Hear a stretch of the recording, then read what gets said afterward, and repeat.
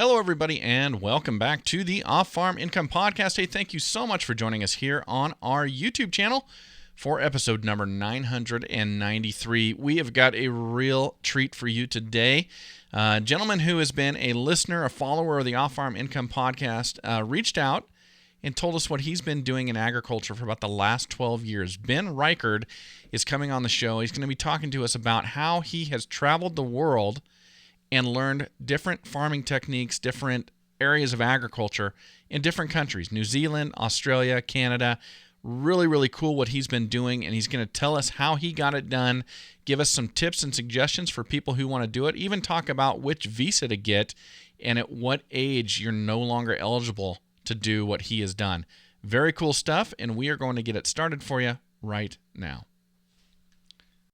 Ben, welcome to the show. Hey, thank you so much for coming on today. No worries. It's a pleasure to be here. Good. Well, man, I really appreciate all the support you've given to the podcast, our Instagram page, and all of that. I really do appreciate it, and I like getting good feedback from you. And when you reached out and said, hey, I don't know if you'd ever like to talk about what I've been doing on the show, I wanted to jump at the chance. It is so fascinating what you're doing, so I'm excited to get into it. Let's introduce you to everybody listening. Where are you right now? So I am in East Central Alberta, about 2 hours east of Edmonton right now. Okay. What's the temperature right now? It is about 9 below Fahrenheit right now. 9 below Fahrenheit. Wow, that's cold. What is that in Celsius? I can never do it. I can't do the calculation. I think it's somewhere around -20, -25. Okay. I know -40 Celsius and -40 Fahrenheit are the same. Okay, there we go. That's not absolute zero, I hope. No, that's when everything freezes, right? All right. Well, so now you go all over the world, which we'll get to, which is really interesting, but are you, I guess, would you say you're an Alberta resident? Is this home base for you where you're at right now? I'm not a resident. I'm actually American. I'm originally from Colorado, so my residency and the plates on my vehicle and everything are Colorado. I use my parents' address for that. Okay. But my significant other is an Alberta resident, and so when I'm not working, this is where I tend to come. Okay, so like if you're in New Zealand or something like that, and you tell folks, well, I'm going to go home for a while, what does that mean? Where are you going when you say I'm going to go home for a while? Generally the United States. Okay. I'm a Colorado resident, but I spend very little time in Colorado. Okay. I might spend 3 weeks a year there. Where in Colorado?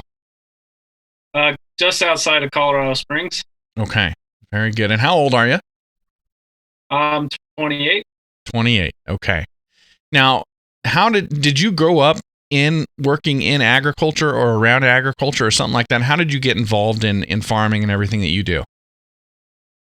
So I grew up, my dad owns a small plumbing and construction company in Colorado Springs, and I was working for him, and when I got out of high school, I really liked the idea of driving trucks and traveling for work, and at 18, it's real hard to find a job driving a truck. Okay.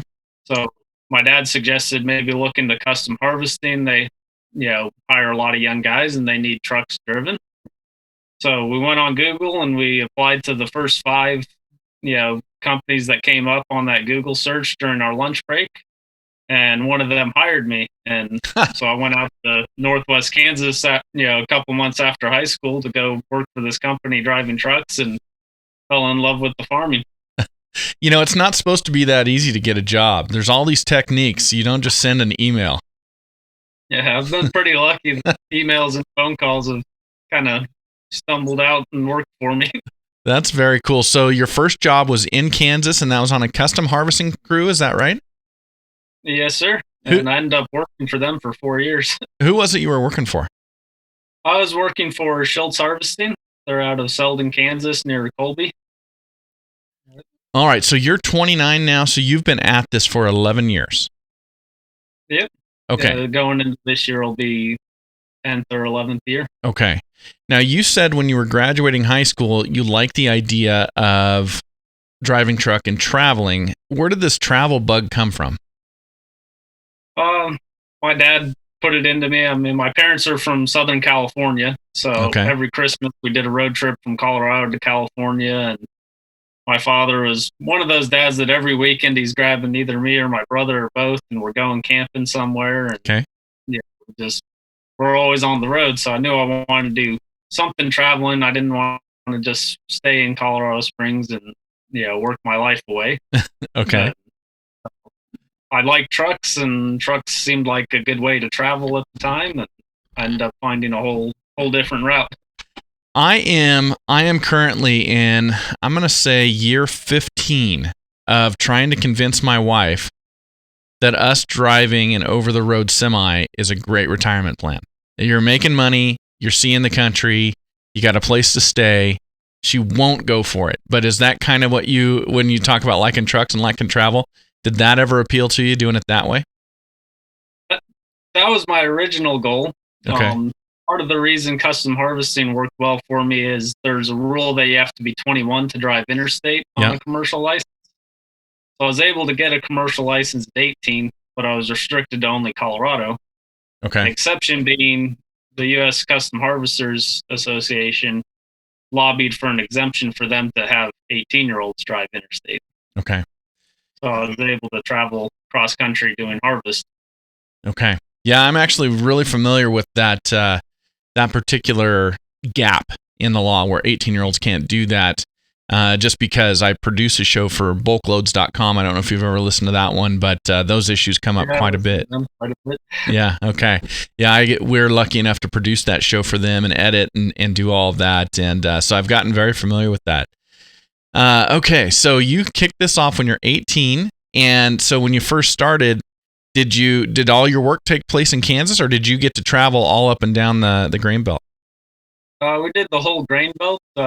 Went out. My dad, I have incredibly supportive parents, and so my dad actually drove me out to Kansas and dropped me off. And we spent, about a month getting all the equipment ready. They had new combines, so putting radios in and, checking all their trucks over and everything. Well, several of the other guys, had some guys from Ireland that needed to get commercial licenses and such. A lot of harvesters do help you get your license if you don't have one. And then we all went to Texas, and I actually missed my high school graduation because we were in Texas cutting wheat. And yeah, we did the run all the way up to the Dakotas and then went back to Kansas for fall harvest. Wow. And so it is just constant. Like, how many months are you on the road doing that? I think the shortest season I've done in the States, I was on the road for 7 months, and I think the longest it just barely touched 9. Okay. Wow. 7 to 9 months. I mean, so you are gone a long, long time. Yep. And you're living with the guys you're working with, so you end up pretty close with them. And a lot of times, years after the fact, you're still very close with them. Yeah. No, it's a fraternity, right? I mean, I lived in that world as a police officer for 15 years where you got tight with the people you worked with, because that was kind of your core group. That's who you could depend on. It was, and you all knew what you were going through, knew what you were doing, knew how to work together, and it draws you in. It makes you close. It's like being on a sports team almost. Yeah, it's pretty much exactly like that. Yeah. I mean, it's something not many other people, other than police officers like yourself and such, can understand. No, it's an interesting thing. That is one of the appeals, I think. That's one of the things. I mean, people like to work, like yourself, you like to travel, all of that. But that camaraderie with other people is something that it's hard to get. Actually, in agriculture, it's hard to get because we work so often out by ourselves and, in a tractor or something like that. So when you can find that, it's really cool. My brother-in-law is a lineman for Idaho Power here in Idaho where I live. And he's got 2 kids now, so he's come in off the road. But for the longest time, he worked on a traveling crew where they would go out, they'd do what they called a hitch. And I think they went out and they worked 12-day hitches, if I remember right. And then come home and they'd have like 2 weeks off. And so for 12 days, it was just you and the guys doing good, honest, very interesting work all day long, hanging out at night, building that camaraderie, that teamwork, all of that. and then you got a couple weeks off to go and hunt, fish, do whatever you wanted to do. And I was always jealous of that. I thought it was really, really cool. And it's kind of the exact same thing you're describing, except without those 2 weeks off in between. Yeah. Yeah, but that is one of the appeals for me is rather than working 5 days and then having my 2 days, I much prefer working as hard as I can for months on end and then having a couple months off to do whatever I want. You know, if I want to go visit another country or if I want to, you know, dive deep into something that, you know, takes more than 2 days, I have that time and that freedom. Sure. The other half of the year is all mine. Yeah, I didn't consider that, but you don't during the off season. You're like, no. That's why I work so much during the season because I'm taking this time off. Yeah, and you know we do work long hours during the season, which scares off a lot of people. Yeah, but what they don't realize is we're doing our year's work in that 7 to 9 months. Okay. So yeah, it takes a certain amount of hours to make a year's work. Okay. Now, at some point, you turned this into a way to do international travel. When did you first go out of the U.S.? So when I first went out of the U.S., I actually didn't go out to work. It was after my first season custom harvesting. I drove a log truck around Colorado for a year, and then went to auto and diesel technical school. Okay. And when I finished that, I went back to Schultz harvesting. And after my second season, I was kind of thinking, oh, what should I do? And I decided, oh, I'm going to go to Mexico and have a good time. The original plan was to go to Panama on a motorcycle, but I kind of blew the motorcycle engine up in San Diego. Okay. Well, that's better than blowing it up across the border. At least it blew up in San Diego. Yeah, I was 5 miles from my uncle's house, so I was able to get a ride back down to his house easy enough. Okay, so the first international travel was, the plan was you were going to ride a motorcycle to Panama. It blew up in San Diego, and so you pivoted the plan and you wound up spending a couple months in Mexico. Am I understanding that right? Yeah, I ended up getting an old 86 Ford pickup and just driving around the back roads of Baja and really spending a lot of time there, and it was a great vacation. I was having a great time, and the thing I've found is when you're just doing vacation for several months on end, you have a great time, but you meet all your goals. You know, you're like, I want to go see this, that, and the other thing. And once you've seen those things, you kind of feel, okay, I'm ready to go back to work now. I've done what I came to do. Okay. And yeah, I don't like just floating around with no purpose. You know, it is so interesting that you say that, because as I get older, I've been watching this in the generation above me, my parents' generation, and it's really interesting that there's a lot of people that are in jobs they don't like. I don't think that's you at all. I think, matter of fact, I think I'm about ready to say you should run a fantasy camp for people, but we'll talk about that in a minute. But there's a lot of people in jobs they don't like, and so they dream about retirement. That's all they can focus on. I've talked about that on this show a million times. They just dream about retirement because they want to get to the day where they don't have to work. They don't have to do anything. And I find myself being like you. If I get on an extended vacation or something like that, I start getting restless. Like, I saw these cool things, I experienced this cool stuff, but just this hanging out, I'm feeling antsy. Like, no, this isn't right. I should be doing something that's productive, something. And it doesn't necessarily have to be a job. It could be something different, but I should be doing something productive. There's just this thing inside of me that can only let me just kind of sit and relax just for a couple days, and then I need to get back to it. Sounds like you've got that same thing going on. Oh, definitely. At a certain point, to me, every beach is just a beach, and every mountain's just another mountain. And okay. They all start looking the same if that's all I spend my time doing. Yeah, absolutely. So you learned that that second year out of harvest down in Mexico. Do I have the timeline correct on that? Yep. Yeah. So it'd be, because I did one harvest, then a year driving truck for a logging crew, and then 2 years in trade school, and then I did the second harvest.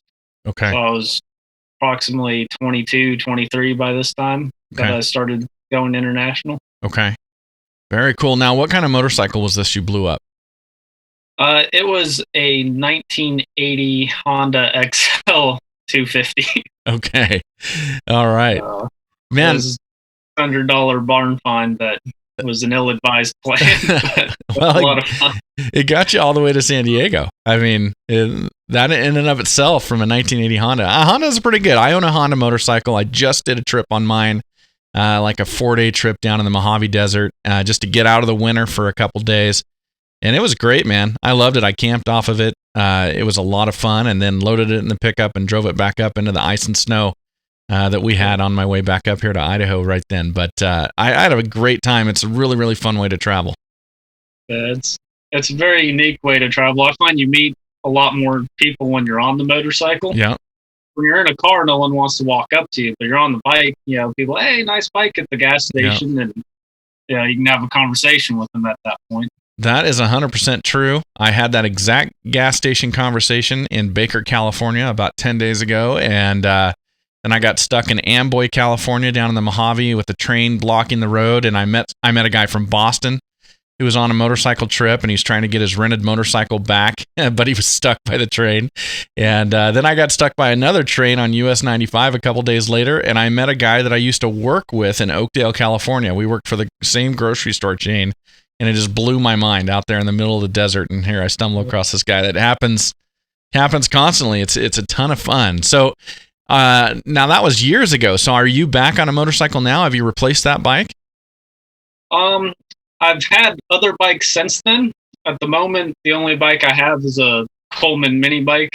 Okay. And I mean, it's quite a lot of fun to just, rip around in the snow. I bought it with the purpose of, experimenting with hot rodding engines, and it's such a cheap little thing. It's a Harbor Freight engine. You're not going to sink a ton of money into it. Okay. Even if you blow it up, you're not out a lot of money. Okay. All right. Well, so tell us. I've had some bikes since then. Okay. Gotcha. Okay. So you did 4 years of harvest season with, is it Schiltz? Am I saying it correctly? Yep. Okay. Yeah, with Schiltz. With Schiltz. And so the off season after Mexico, the next off season, did you go international again? Yeah, I ended up going to New Zealand at that point. Okay. So I returned from Mexico and went to work for Schiltz. Okay. And they had a couple of guys from New Zealand working for them that year. And we were just having a conversation while polishing some trucks in the shed on a rainy day. And one of them mentioned he could help me find work in New Zealand. Okay.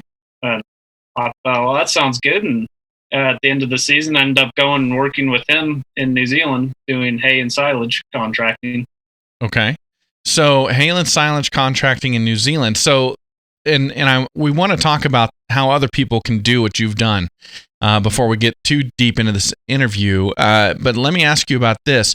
With the farmer or the company that you went to work for in New Zealand, did they pay your way down there, or did you have to get yourself down there and then they had work waiting for you?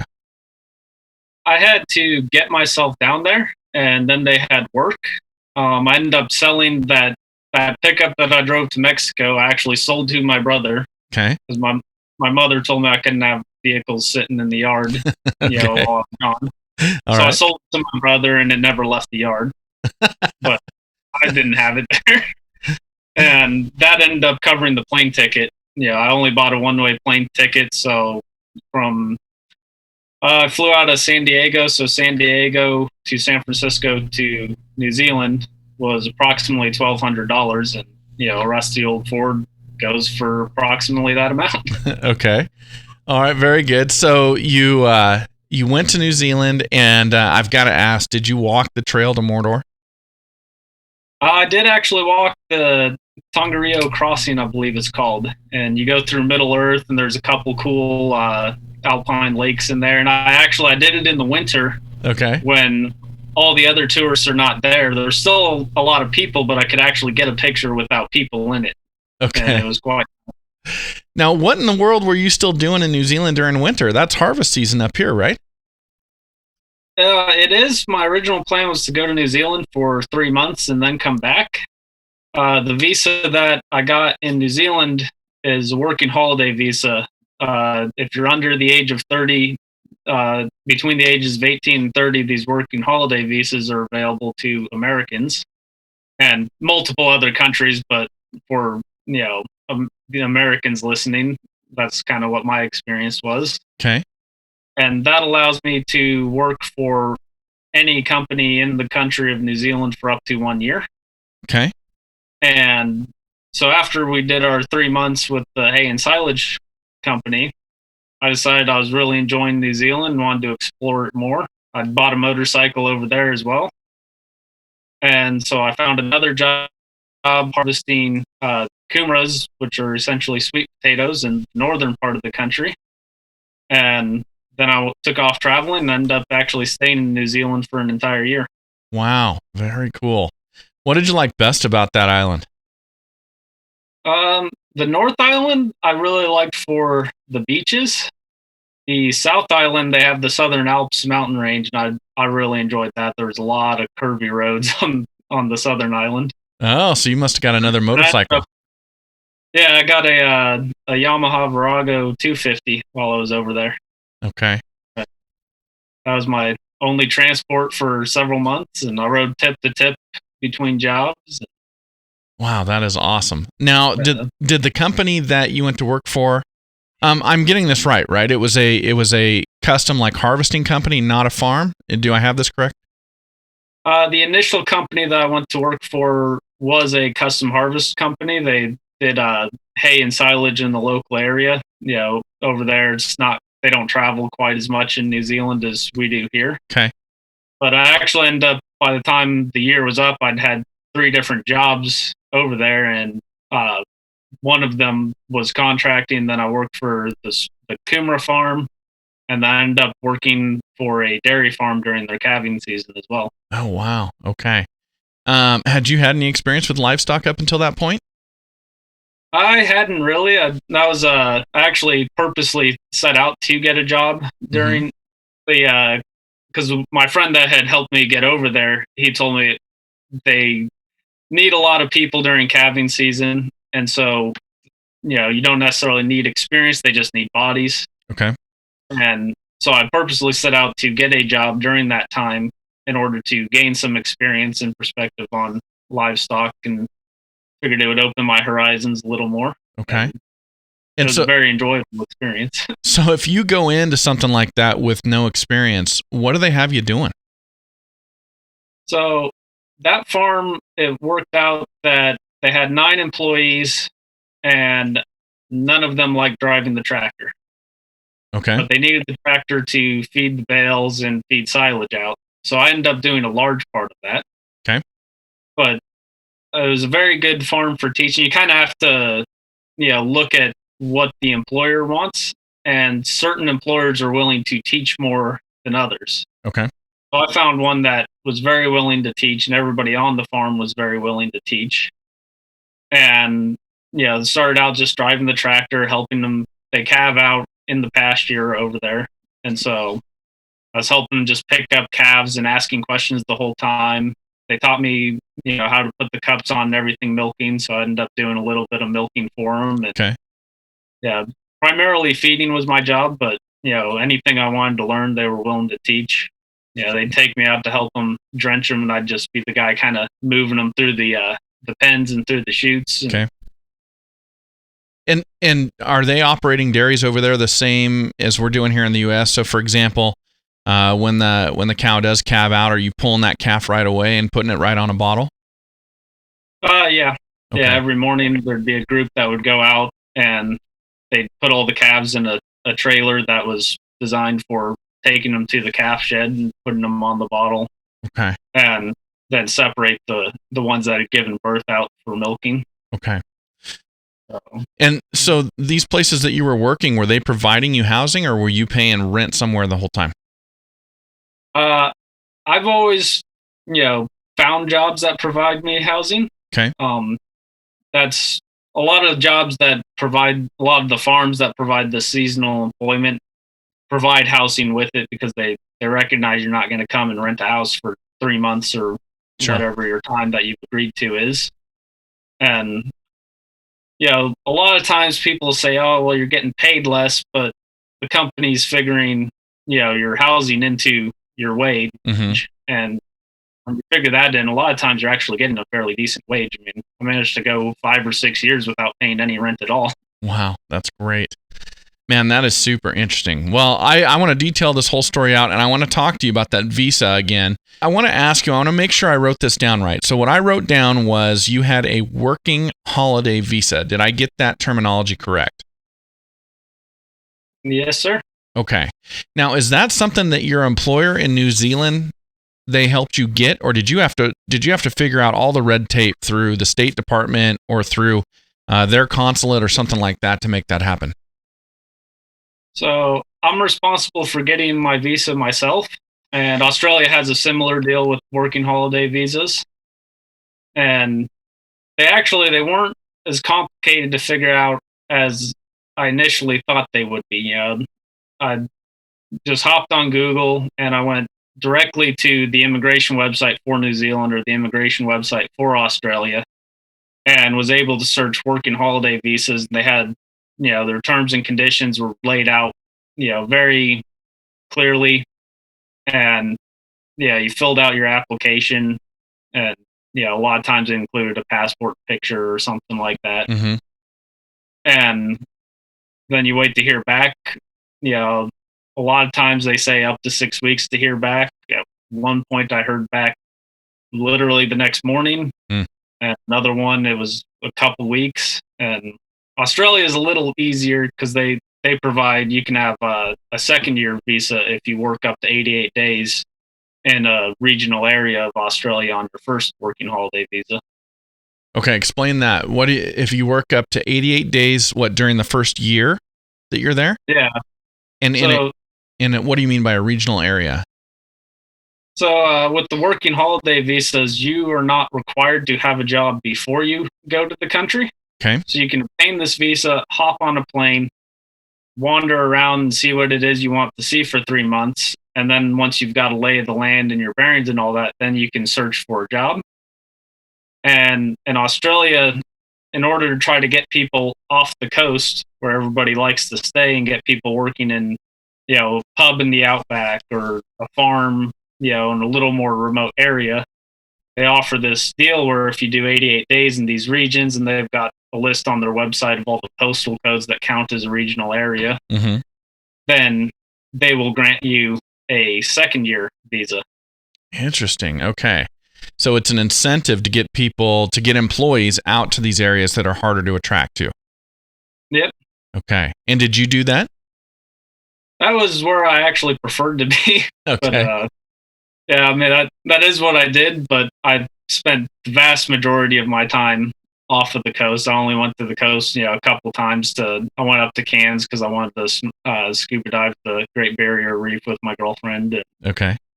But most of the time I stayed as far inland as I could. Man, this is fascinating stuff. How many countries have you worked in? I've worked in 3 countries. I've done some, work in Canada, but not paying. My girlfriend's family has some cattle, so okay. You don't show up there and not help them, kind of thing. Yeah. 3 countries is what I've worked on. I'd like to do a few more in the future. Okay. See how those plans go. I'd like to go to Ireland. Okay.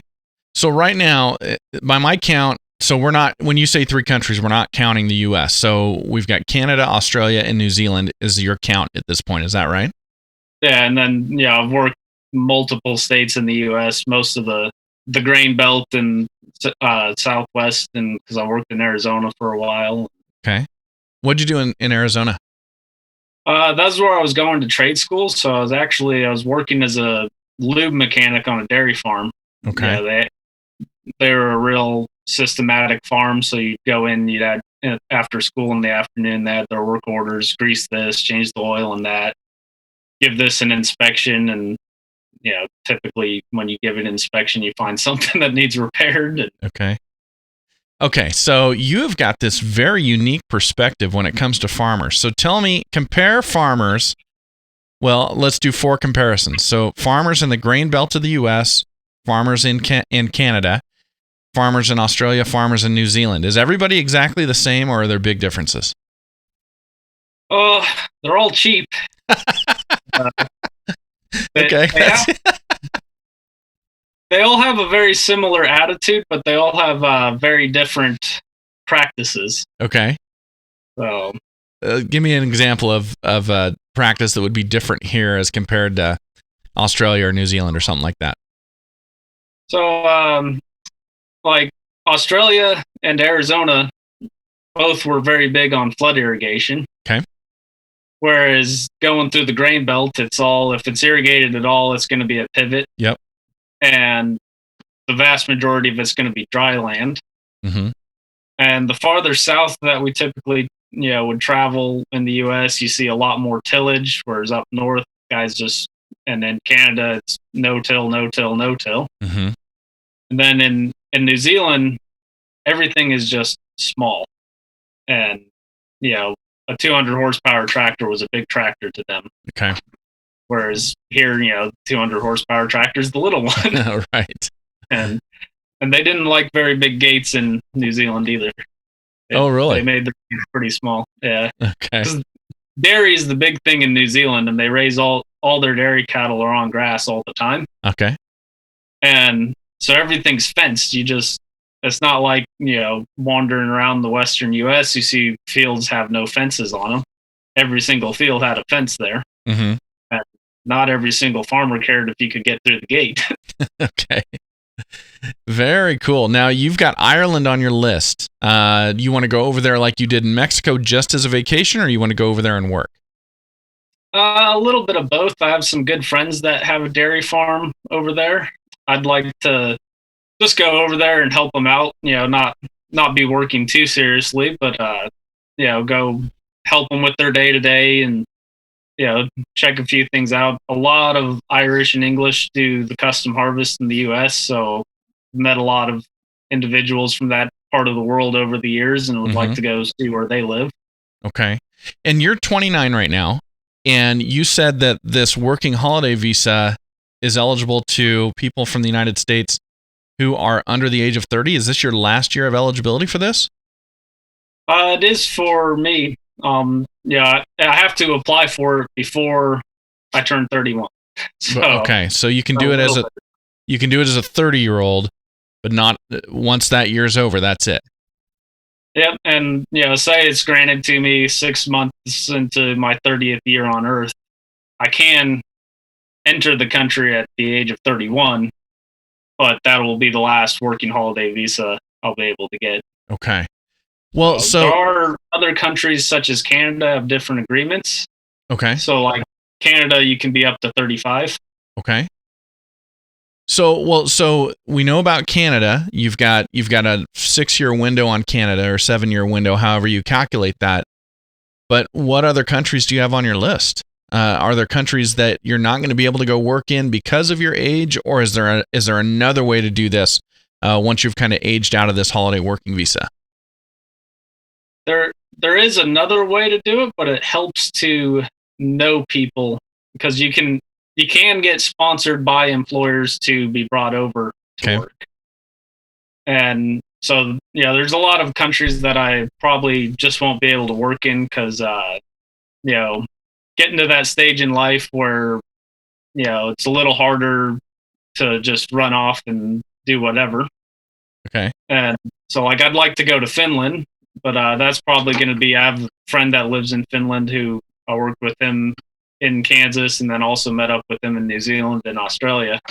I'd like to go see his farm.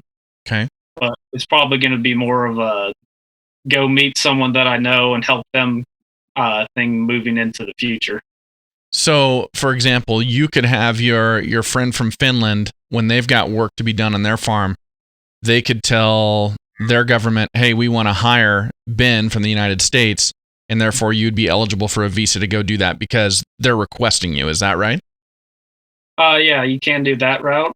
And you can also, typically tourist visas are good for 90 days. Okay. So if you're willing to volunteer, and just housing doesn't count towards a wage if you're volunteering. Okay. And so you can go over and volunteer with a friend or whatever if you've got a couple months off, certain times of the year. Okay. So one of the transitions you'll be going through, possibly, if you don't have that set up in advance, is that you'll be working maybe just for room and board, rather than a wage, but you'll be able to spend time over and explore that country. Yep, and probably have a little shorter trips moving forward. I've kind of gotten to the point where I'm like, okay, I really like the group that I'm going with in the United States now. It'll be my second year with them this year. Okay. And so I'd like to keep going with them. So I'll probably limit my trips more towards their off season moving in the future. And so when you talk about the group you're with in the U.S. now, a different custom harvesting crew, is that right? Yeah, I'm with the crew.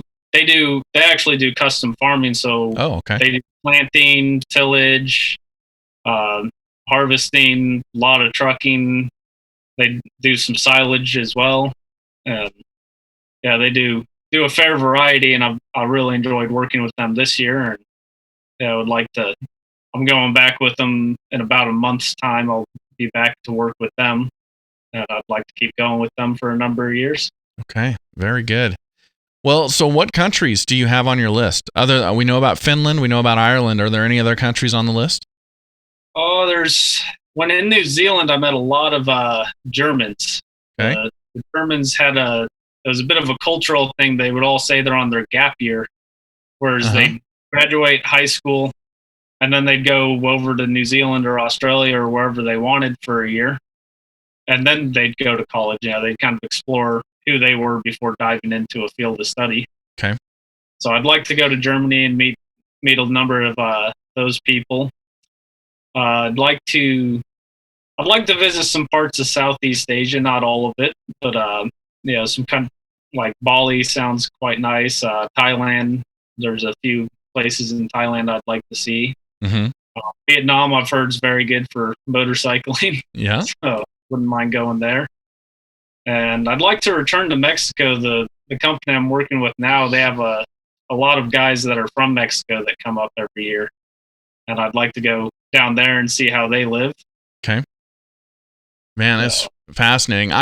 Germany's on my list. I'm not like you. And I should be more like you, but I'm like twice your age. So that's the problem. But, I should have been more of I don't know, would you call yourself a free spirit? Free spirit, bit of a drifter. Okay. Well, you're like a working drifter, though. You know what I mean? You're not just out there with your thumb on the side of the road and sleeping underneath an overpass or something. You're out there. Yeah. You're working. You got a place to live. You're providing a lot of value to the people you're coming into contact with. I don't know what the exact term is, but I've set foot in Canada a couple times, in Mexico a couple times. Adjacent to the United States. The only big international trip I've done is my wife and my daughter and I, we flew to Germany. We toured around Germany, some in France and some in Austria. And man, I just love Germany and have thought about going over there to try to work on a farm. Now, I'm 47, so a lot of my options are limited compared to where you're at currently. But when it comes to the German folks you met, and were they all farmers already back in Germany and they were farming out of country for that gap year? Or were they just regular folks from a city that took farm work to get out of Dodge for a year? The overwhelming majority of them were normal individuals from a city that were just taking farm work just to give it a try, experience something. And not all farm work is technical, driving tractors. There's a lot of fruit picking and stuff like that, and they tend to gravitate towards some of those kinds of jobs. Gotcha.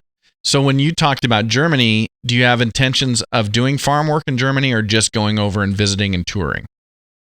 I'd have to look if there was an opportunity there to do farm work in Germany. I would like to experience that.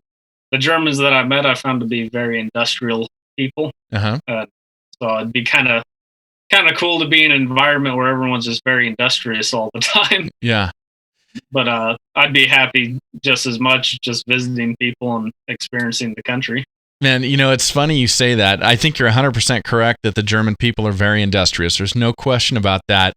And then the flip side of that is we were on a train in Bavaria, in southern Bavaria. We took a train down to the very end of the line so we could go see this big tourist trap castle that's not a real castle and blah, blah, blah. But anyway, on the way through this part of Bavaria, it was, when did we go? It was June.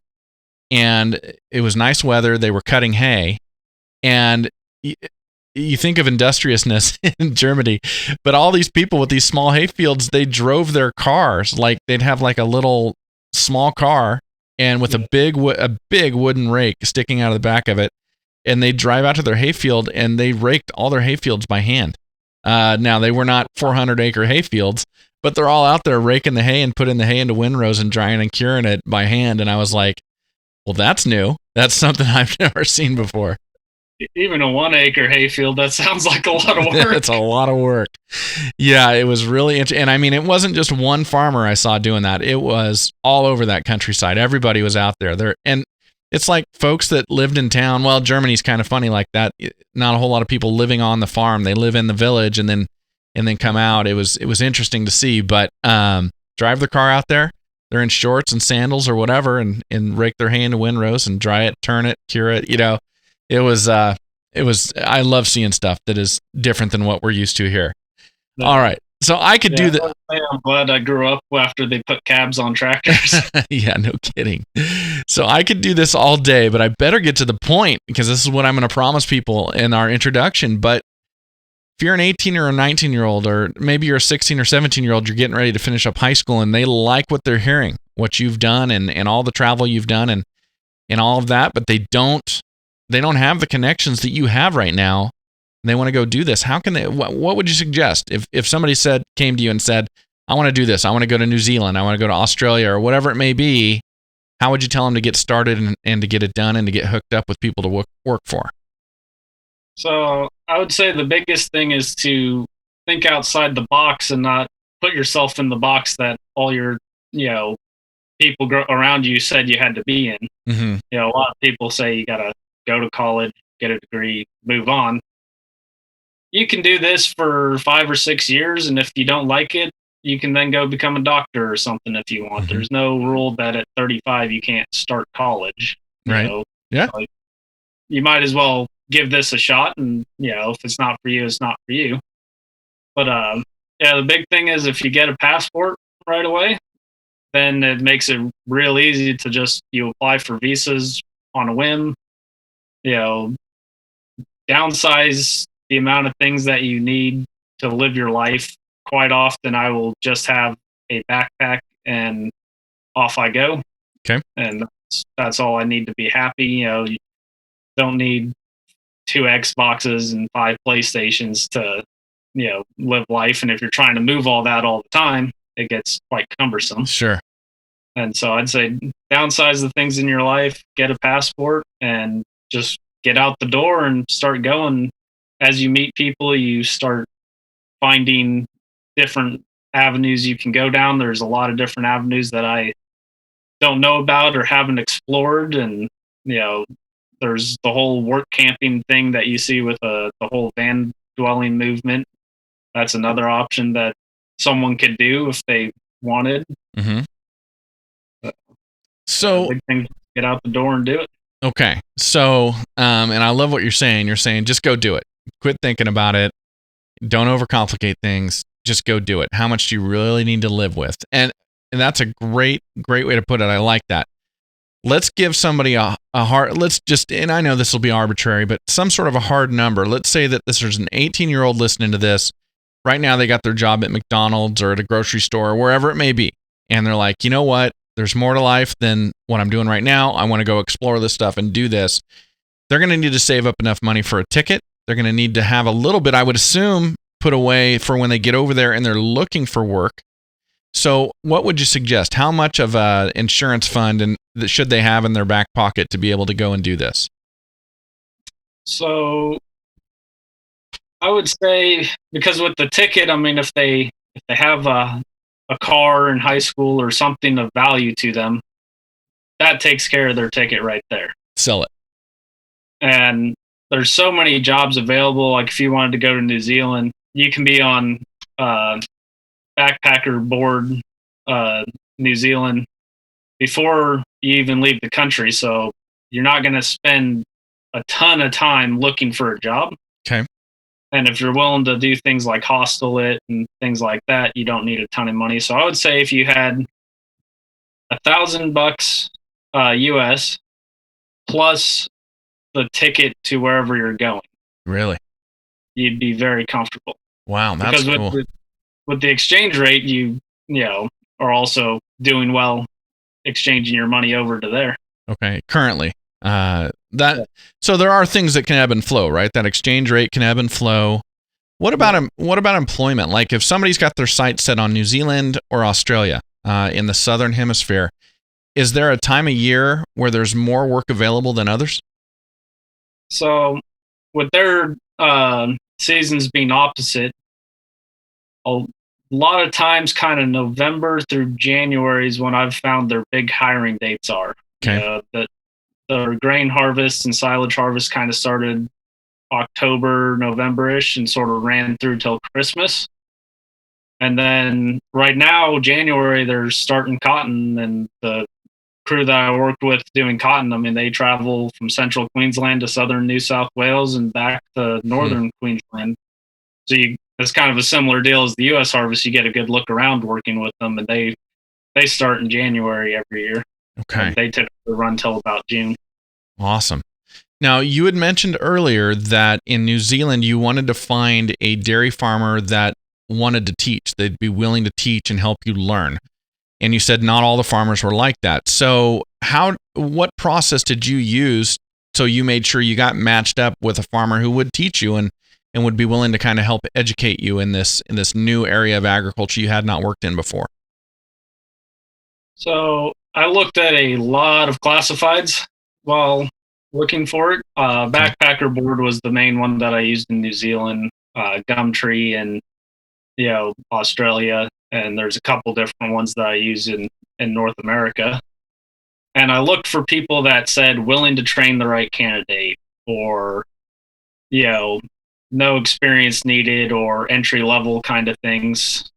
And when I would call them up, because a lot of times I would call them before, rather than send an email or something like that, I would call them directly, reach out. That way they hear my voice, they can hear. I find them better understood when I speak instead of write. I'm not a very good writer. Okay. And I would say, this is why I want to do this. I've done these other types of things that sort of overlap, so I can provide you value in these areas. But this is where I'm lacking, and this is where I want to gain value.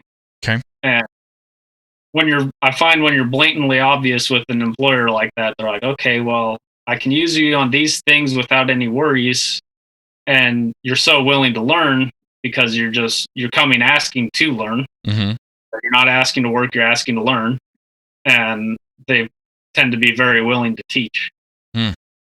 Very interesting. Okay, so that's a great idea. So get on the phone, be transparent, tell them what you're looking for, and if it's not the right fit, it's not the right fit. Let the chips fall where they may.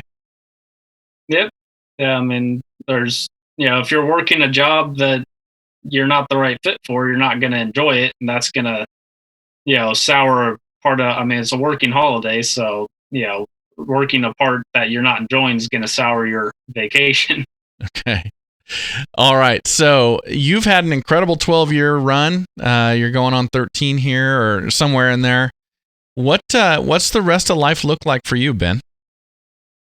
I'm actually working towards, I'd like to buy my own semi and start doing some custom grain hauling myself. Okay. Well, hopefully in the next several years, 3-4 years, somewhere around there, I'd like to take the jump into being a business owner and, maybe get a tractor or something, start doing some traveling work myself, and maybe even be able to employ some of these individuals that I once was at some point. That is very cool, man. I am excited for you. I was joking earlier, but you should start a fantasy camp. There's got to be 1,000 guys my age listening to this going, why didn't I do that? I want to go do that for a year and travel around and do this farm work. You really could do that.